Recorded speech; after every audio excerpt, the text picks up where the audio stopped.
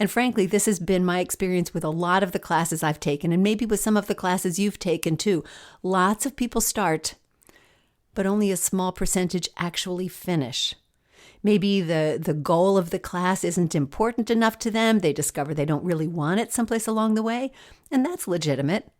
But if there's something you really want to do, you simply need to do it. Welcome to the Practicing Harp Happiness podcast. I'm Anne Sullivan, a harpist on a mission to empower every harpist to experience more harp happiness. Over my decades-long harp journey, I've had lots of successes and more than a few failures, and I know firsthand what it's like to feel that playing the harp the way you want may not be possible for you. Now I play and teach all over the world, and I know what most harpists are never taught: the secrets to gaining the skills and confidence you need to play the harp with beauty, freedom, and joy. That's what the Practicing Harp Happiness podcast is all about, showing you simple steps to help you play the music you want the way you want. If you're an experienced harpist looking for that next level, or a harp newbie anxious to avoid the pitfalls, or a harpist who just wants more fulfillment and a little encouragement, you're in the right place, my friend. So let's get started. First, I want to let you in on something special. I think the most important thing you can do for your harp playing is to develop the habits that lead to success, whatever that looks like for you. All of us want to learn how to play the harp beautifully, how to play with confidence and enjoy making music. And if you really want to learn those things, videos are great, but live learning is essential. You need to be able to ask questions and get answers. You can't do that with just a video, which is what makes the My Harp Mastery community so special. My Harp Mastery membership is for those who really want an online experience that lets them learn at their own pace and learn what they want and be able to learn live from expert coaches every single week. Plus, you get to connect with other harpists in the community who have the same desires for their playing.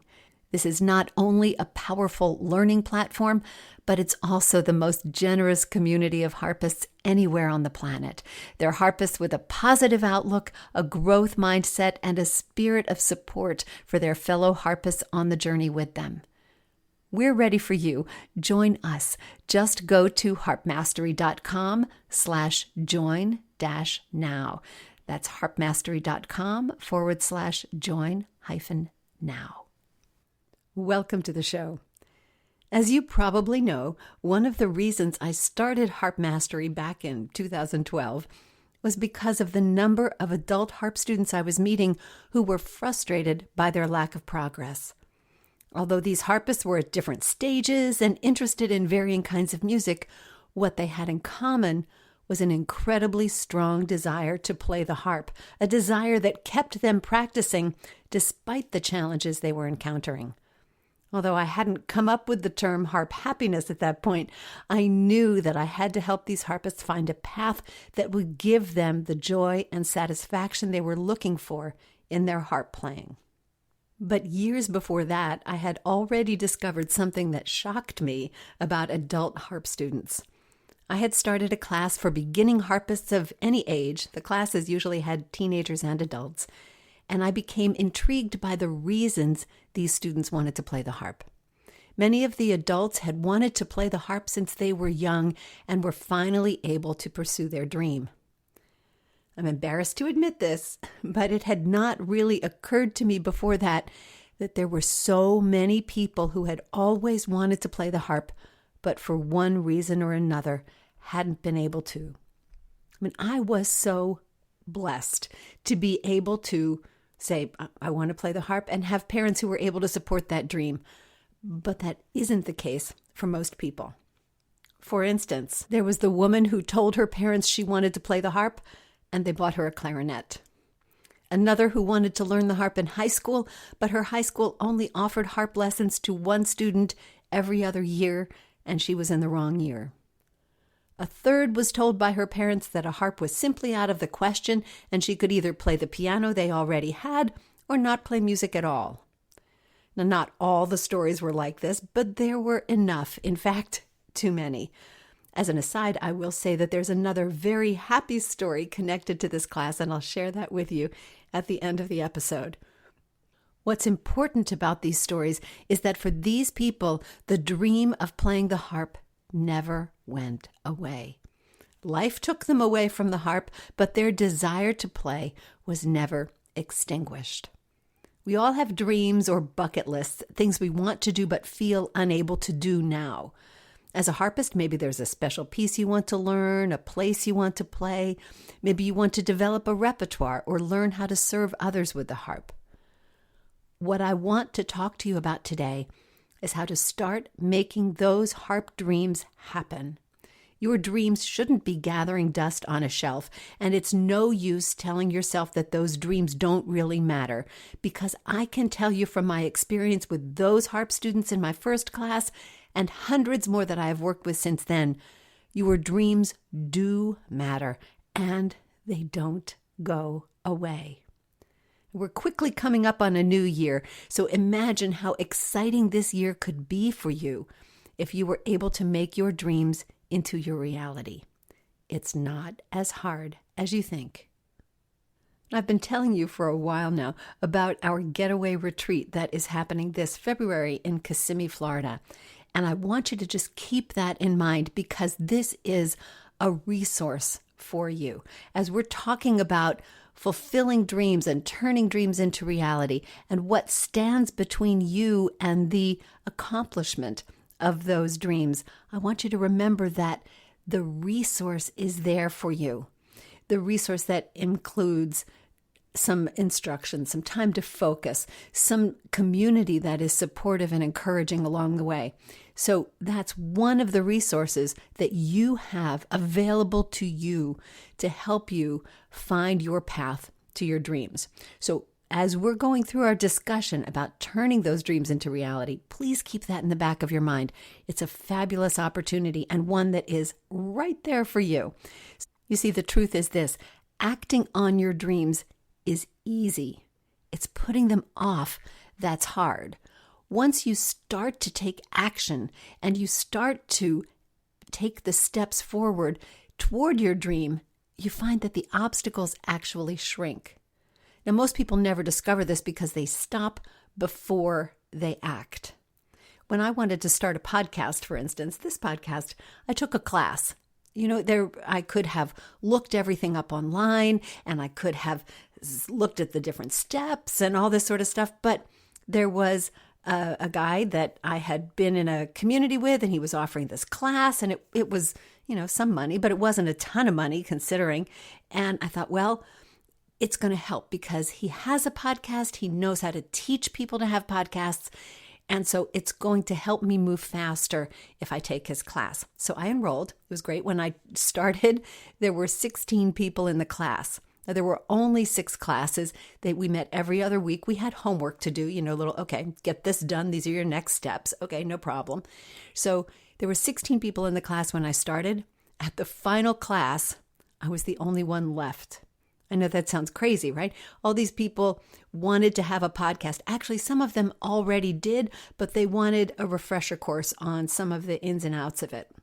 But by the last class, I was it. I was the only one who had actually started a podcast, who came with no podcast started and got it started. And it wasn't because the stuff we were learning was hard. The teacher running the class had made all the steps very easy. The reason I ended up with a podcast and some of the other people didn't is simply because I did it. And frankly, this has been my experience with a lot of the classes I've taken, and maybe with some of the classes you've taken too. Lots of people start, but only a small percentage actually finish. Maybe the goal of the class isn't important enough to them. They discover they don't really want it someplace along the way, and that's legitimate. But if there's something you really want to do, you simply need to do it. You simply need to act. And that's the acronym we're going to use today, ACT, A-C-T. We're going to be talking about acknowledging, about challenging, and about time. So we're talking about action. As we start our discussion, I want you to remember this, that there is only one step from a dream to a reality, and that is action. It's the only step that you have to take, and it's the only step that works. Because if you're continuing to dream, it's not going to become real. If you act on that dream, it will become real. Now, the reality may change. Your dream may change and morph and shift. You may find that that original direction is a little bit different from where you really want to go. But that's how you get there. You act. And that's the only thing you have to do.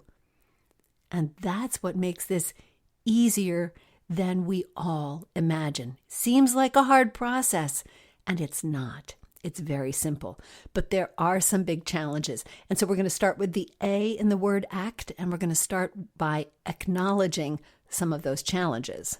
Those challenges, though, aren't too big for you. There are ways around them, under them, through them, over them, all of that. But we need to start just a little simpler, because before we can get to the challenges, I want you to acknowledge the truth and the worth of your dream. I want you to own your dream.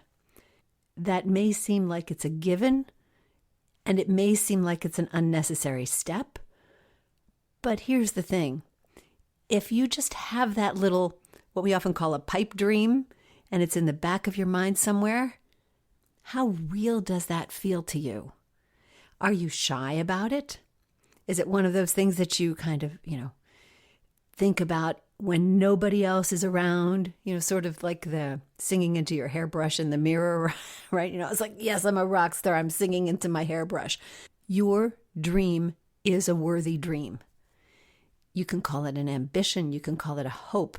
You can call it a wish. You can call it an idea, if some of those words are too scary for you. But if it's what you want to do, it's worth doing. And you are worthy of it. Your dream, your ambition is a real desire. It's not just a fairy tale fancy. And I know that it's very easy to dismiss it that way, right? To say, well, it's not really a big deal and I don't really have to do it. And it's just kind of fun to think about, but I don't really, need it and it's okay. But that's not true. If it's something you want to do, then it's worth doing. And you are worthy of doing it. I mean, where you are right now doesn't have to be good enough. So that if you're tempted to say, well, I know I really want to play this particular piece, but, I'm happy with this one. The music I know now is okay. It doesn't have to be good enough for you. If you have dreams to do more, those dreams are worth pursuing. It's that challenge, it's that ambition that makes us human. We want to do these things. So let's uncover those wants and ambitions a little bit. Let's sort of scrape away the things that are hiding them. Maybe they're under a little bit of dust because you haven't looked at them for a while. Maybe you've sort of hidden them under other things just so that you don't have to look at them. But let's pull them out. Let's bring the light of day to them. And I'd like you to start this way. Start with that sentence, well, I've always wanted to. In fact, that was one of the things I used at my first harp class. I called it, haven't you always wanted to play the harp? That was part of the slogan that I used for it. And I found out it was true. A lot of people had always wanted to play the harp. Well, you're already playing the harp. So what is it that you've always wanted to do with it? Now, it can take a little digging to find this out. Just like a bucket list can be a little bit hard to define, this kind of ambition can be a little hard to uncover. After all, we spend a lot of time hiding our inmost desires from other people. So take a quiet moment and just sit and say, okay, well, I've always wanted to play this, do this, be able to do this, try this. And you can list as many as you want. You don't just have to have one. We're not going to do them all at once, that's for sure. That's a shortcut to failure, isn't it? Trying to do too much. That's why a bucket list has numbers, by the way, right? We've got number 1 on our bucket list, number 2 on our bucket list. So we're not trying to do them all at once. This doesn't have to be a bucket list. This is a harp list, a harp dreams list. Ooh, that sounds like fun. So it's okay to have more than one. Just make your list. Until you put them down on paper, I can guarantee that those dreams are going to be a little bit elusive. Once you put it on the paper, it's a whole different ball game. Now, in my gold circle, the students that I teach one-on-one, we call this the most meaningful goal. It has to do with that ultimate reason, that ultimate why you started the harp. You know, I've always wanted to do this, or what you want to do with the harp. It could be a particular kind of accomplishment or a particular way that you want to enjoy the harp, or perhaps even render service to others with the harp. That's okay, but it's meaningful.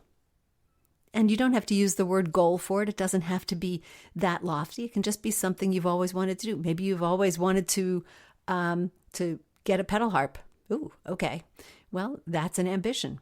Maybe you've always wanted to try some Celtic music with a band. Ooh, that could be fun. But think about those things that you've always wanted to do. That's what we need. That's where we need to start. Then I want you to remember that you need to acknowledge the resistance here. What do I mean by resistance? Well, resistance shows up in a number of ways, but basically it's that force that keeps you from doing what you want to do. One of the first ways the resistance shows up when we're talking about our dreams is that we discard our dreams before we even acknowledge them. Oh, well, I've always wanted to play Carnegie Hall, we say. And then we say, well, that's just silly. Why? What's silly about it? And you know something? Anybody can play at Carnegie Hall. All you have to do is rent it. Yeah, I know that's a lot of money. But there are other ways to do this too. So let's just think about what you want to do and don't censor yourself. Now, you may find the resistance coming in terms of pushback from others if you're starting to share your dream with them. May not be best to share your dreams with other people at this point. You can keep your list to yourself, especially if you feel a little bit shy about it. But think about what it is you want to do without self-censoring. I encourage you to give that dream some substance. I want you to write it down. I told you to make a list. Well, take one of those dreams, maybe the one that most appeals to you today, and write it out on a separate piece of paper 25 times until it begins to feel real. I want to have an hour-long repertoire. I want to have an hour-long repertoire. I want to have an hour-long repertoire if that's your dream. Don't hone it. Don't refine it. Don't try to talk yourself down off the ledge. Well, like, oh, gosh, an hour feels like a lot. Maybe I should start with 30 minutes. Don't go there. Don't go there. And if your dream is to play at Carnegie Hall, just write it. Say, I want to play at Carnegie Hall. That's okay. We're not censoring it. We're not adding any some days. We're not saying, oh, I wish I could. Like we're going to have a fairy godmother come down and make it come true. We're going to have to make our own dream come true. But don't let that stop you from writing it down. And as I said before, if you have multiple dreams, do that for each of them. You know, if you've got a list of 25, well, that's great. But maybe you want to pick the top 3 and say, okay, I'm going to write each one of these down. The act of writing it down 25 times or 50 times or 10 times or whatever it takes is that it achieves a certain reality for us. It becomes more concrete. It becomes more focused. And we decide as we're doing that, we know by the time we get to the end, if it's a real dream for us, if it's something that feels good, that would feel good if we could do it. Ooh, yeah, wouldn't that be great? Wouldn't that be great? Then we know it's really something that we need to act on. We just have to find out how. So this is the acknowledge step. You're going to acknowledge your own dreams and your own worthiness to pursue them. You're going to acknowledge the resistance you might get from others, and you're just going to give your dream substance. You're going to write it down and make your list. You don't have to check it. You don't have to look for naughty and nice. I know we're in that kind of holiday mood here. Just write it down. Now that you've acknowledged your dream or dreams, you're going to face the very biggest challenge that you will face along the entire journey of your being able to achieve that dream. And that is what you're afraid of. Our fears are the number one reason that we don't achieve our dreams. We might have fears about our own abilities, that we aren't good enough, perhaps. Well, you know what? We don't have to be good enough right now, because where we are right now isn't where we're going to be in a little while. Our abilities will keep changing. They've been changing all through our harp journey. Why wouldn't they keep changing, right?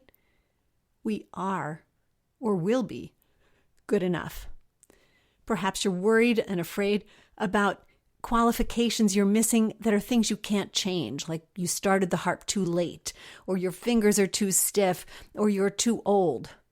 Well, just remember, the American folk artist Grandma Moses didn't start painting until she was 78 years old. Now, if you're 78 right now, you have a 50% chance of living to be 90. That's 12 years of harping that you could do between now and 90. And who knows, you may live longer. In fact, Grandma Moses lived to be 101, so she had 22 years of painting. There's nothing that says that you're too old. No one who says you're too old except for you. You didn't start too late. You are where you are right now. And if your fingers are stiff, well, we'll start flexing them. We'll start moving them. And you know what?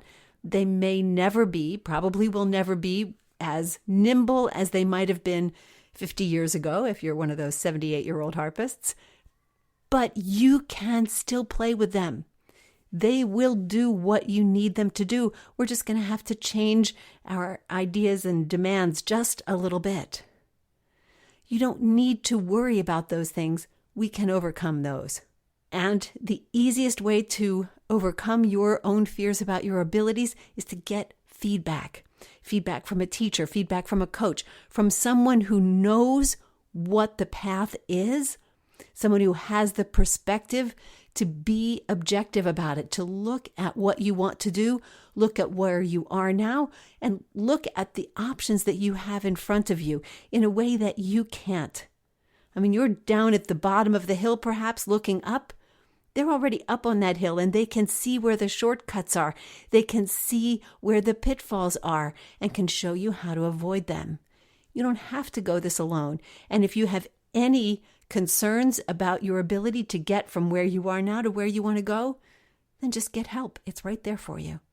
Maybe you're ready to believe you're good enough, but you're a little concerned about the opinion of other people, that the world is going to judge you. You know, it's funny. We know we shouldn't feel that way. But I think particularly in the culture we have today, when social media is everywhere, it's hard not to compare ourselves with others and not to think that other people are going to be looking down on us or comparing us or judging us. But truthfully, the world is not waiting for you to succeed or fail. Most of the world, even the harp world, is too worried about themselves to spend time worrying about you. You know, and as your mother might have told you, the people who are going to criticize you for trying are the ones who are too afraid to try it themselves. Perhaps you're worried that you're going to fail, and you might. There might be a lot of failures on your road to success. One of the most famous failure stories is Thomas Edison, right? Edison, who invented so many things, more patents than anybody else, a tremendous inventor, but he was known to have said, "I have not failed 10,000 times," even though he did, right? He said, "I have not failed 10,000 times. I've successfully found 10,000 ways that will not work." And all this for the light bulb. Okay, there's going to be failure, but failure is not an end. Failure is nothing to be ashamed of. And I know you know that, but I had to tell you anyway. Maybe you're worried that someone is going to say, "Oh, I told you so. I told you you'd never be able to do it." Maybe you're the biggest naysayer in your life. "Oh, I don't think I'm going to be able to do it. I know I'm not going to be able to do it." Well, let's put that aside. How will we know if we don't try? Or maybe you're afraid that you actually may succeed. I mean, if you do this thing, will you have to do more? Will there be a new and higher level of expectation for you? Ooh, that could be scary, right? But you know what? If you achieve that dream, there's nothing that says that you have to go higher, right? There are plenty of one-hit wonders in the world, and they made their fortunes and left while they were at the top. You can do that too. Achieving one dream doesn't mean you have to achieve the next one, although it may give you more power and more belief in yourself to achieve something else on your list. But it doesn't mean you have to. There's no reason to give in to fear. That's our biggest challenge between our dream and our reality. And once you can let go of the fears, there's only one other thing you have to tackle, and that's the time. The easiest way not to achieve a dream is to say, well, this is not the time. There's never a right time, is there? There's always something else going on, always a good reason not to do it now. But here's the question, and I know you've heard it before. If not now, when? And if not now, why not? What is the point in putting this off? Your dream isn't going to go away. It's still going to be there. I mean, the longer you put off that dream, the harder that little nugget gets. You know, that little nugget that lives someplace inside you, and it's like, okay, this is my dream, and I'm tucking it way far away, and I'm going to hold on to it, but it's in there, and you keep it hidden, but every once in a while, it just kind of hurts, you know? There's that, oh man, I really want to do this, and I'm just not. And the fact is, you need to make time. Now, I'm not talking about time blocking. I'm not talking about scheduling. I'm not talking about creating a timeline or a big plan of action for this thing. I'm talking about just starting. Because the easiest time to start working on a dream is right now. The easiest time is when you're thinking about it. The easiest time is when you've written out your 25, I want to play at Carnegie Hall, I want to play at Carnegie Hall, or I want to learn the little fountain, or I want to have a piece to play for my family on Christmas. Whatever it is, the easiest time to start is right now. And what you want to find is the very easiest way to start, the very first step. Many times, the first step toward acting on a dream and making it a reality is to just schedule a lesson. Boom, right? To schedule a lesson with a teacher and say, okay, this is what I want to do. Now, there's a caution that I would put on at this point too.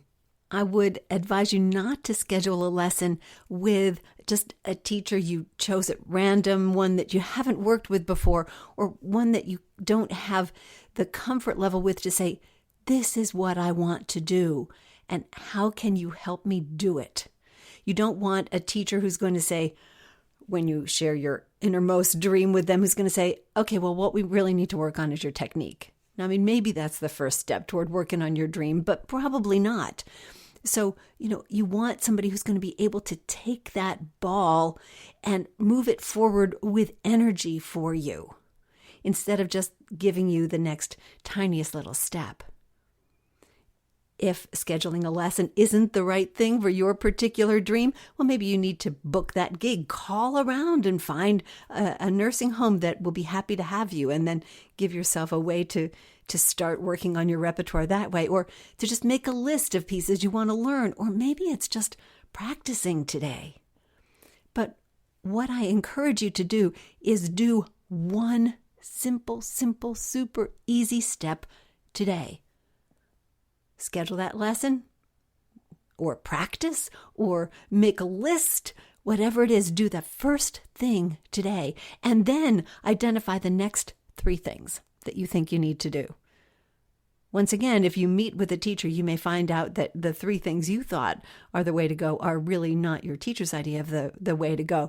They may have you moving in a completely different and likely faster direction, one that's more guaranteed to take you where you want to go. Because going it alone is a lot harder, right? As I mentioned a moment ago, you don't have the perspective when you're trying to achieve that dream. You want somebody who's already done it to help guide you on that path. That's helpful. shameless plug here, maybe the first easiest thing you could do would be to register for the retreat. Let me help you. So there's that as well. That's certainly possible. But you need to find that first easiest thing and do it now. Because that's all you need to do. Remember, the only step that is between your dream and your reality is the action that you take. And the sooner you take that first action, the closer you get to your dream. It's what's going to make it real for you, and it's what is going to give you the energy to keep working on it, instead of just harboring it inside you and wishing that it were so. That's one of my favorite Star Trek Next Generation lines, correct? Captain Picard talking to his first-in-command, Lieutenant Riker, and saying, "Make it so." That's what we're going to do. We're going to make it so. Let me recap those 3 steps we talked about today. It's that acronym ACT. You want to acknowledge your dream, own it. Then there are the challenges. You want to face those challenges so that once you look them in the eye, you can defeat them and probably just put them aside as really substantiveless. That's not a word, right? How about insubstantial? Put them aside as insubstantial. They're really not as much in your way as you think. And then own the time. The time is now. And that's how you make your dream your harp reality. And now that story that I promised I would share with you. You remember that first harp class that I taught so long ago? Well, I told you it was generally composed of adult students and teenage students. But every once in a while, I would have a youngster, a real youngster. And the youngest member of that class happened to be just a wee thing. And she was also a star student in that class, made progress so quickly and quickly graduated to private lessons also. And apparently those early classes and lessons stood her in good stead, because that first youngest student in my harp class was one of our Harp Mastery certified coaches, Caitlin Mertens. That's how she started the harp with me, and now she's a professional playing with the Houston Grand Opera and working for us, of course, as a certified coach and as our Dean of Harpist Success in our coaching program. She's wonderful, and I just am so proud to think that I've known her and worked with her for that long. So just a fun little story from that first harp class. Before we go, I just want to recap a little bit and remind you that following through on those dreams, turning those dreams that you have into reality, no matter how big those dreams are or how small, that's something that you can do right away.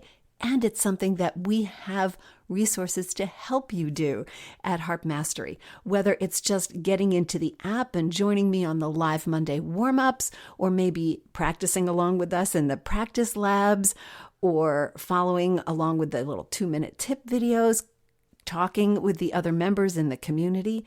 Maybe it's taking one of our monthly seminar courses, which are the same courses that I teach live to the My Harp Mastery members. Or maybe you're ready to jump in with both feet and become a My Harp Mastery member and have access to the other 60 or 70 courses that live in the My Harp Mastery archives. And of course, we teach on a new one. I teach along with the certified coaches. We teach a new one every month. So there's always plenty of learning going on and plenty happening in the community there. And then, of course, we have our coaching program. And for a more concentrated, intense jump start to whatever dreams or goals you might have, consider joining me at the Harp Mastery Getaway Retreat in February. It's a great way to just take action and leapfrog forward, move forward much faster, and get on your way to whatever it is you want to do in the coming year. Wow, it seems funny to talk about that. Next week on the podcast, we'll be looking at the holidays, and I'll be sharing a holiday playlist with you, which I hope you will enjoy. There's nothing like harp music for the holidays, even when you're a harpist. I never get tired of it. So I'll be sharing a playlist with you on the podcast next week. In the meantime, remember, every day is a day you can add more harp happiness to the universe, to your world, and to your spirit. And all you have to do is play. Thanks so much for listening, and I'll see you next time.